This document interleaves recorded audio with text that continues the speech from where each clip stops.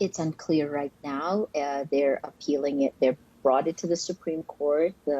This is a Supreme Court that's largely dominated by the appointees of President Duterte.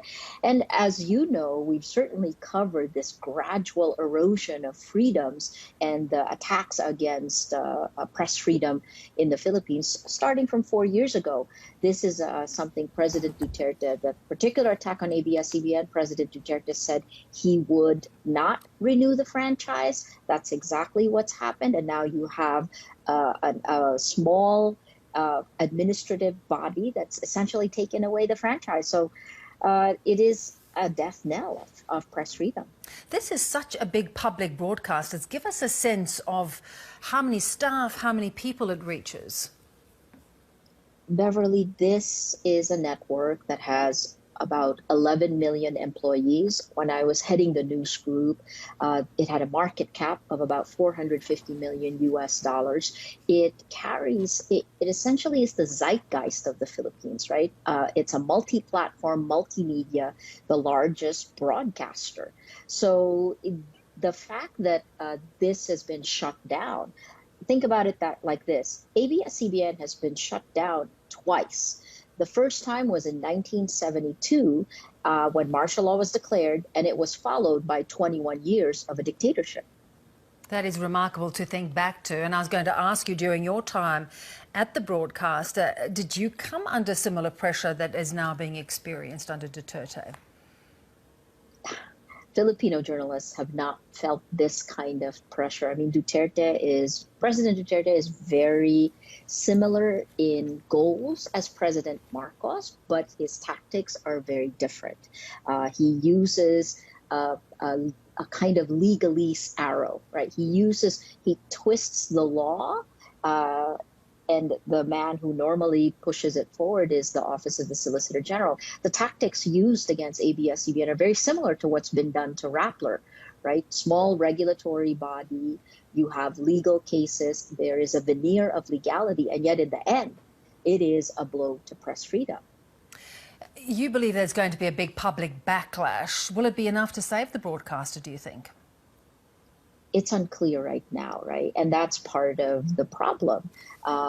If the journalists do not come together, if our people don't come together, then we will voluntarily give up our freedoms. Press freedom is, as you know, it's the foundation of every other freedoms that are guaranteed by the Philippine Constitution, which is similar to the United States. We have a Bill of Rights that guarantees this.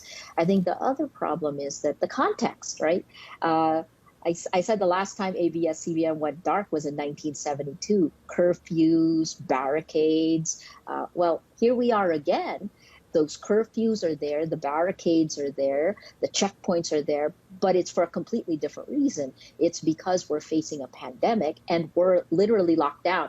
Beverly, this is near the end of week 8 of a lockdown in Manila. So it's very difficult for people to come together. And that would be what would have happened normally. This is a network that's called the Star Network, right? And the artists and the stars would be out on the streets.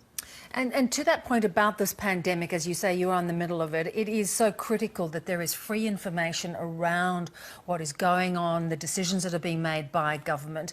How will the closure of a broadcaster this size impact the ability to fight the spread of coronavirus?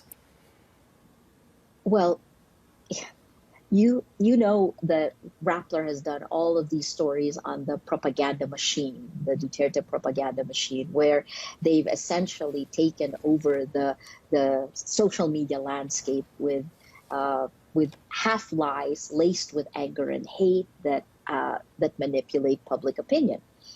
In the time of the coronavirus, this disinformation has actually gone down. Right? Because so many more Filipinos are at home on social media calling it out. But when you take out the traditional news groups, as you know, during this time, there's been a flight to quality. News groups have seen tremendous traffic, right? You take down the largest, you even the playing field again towards social media. And frankly, ABS-CBN reaches parts of the Philippines that through its radio network that only social media would be the option. So this is a battle for what the facts are, and now it's been skewed away from facts. Such a distressing time at, as you say, this point in the pandemic. Maria, as always, we know you continue to battle the same issues at Rappler. Thanks so much for joining us.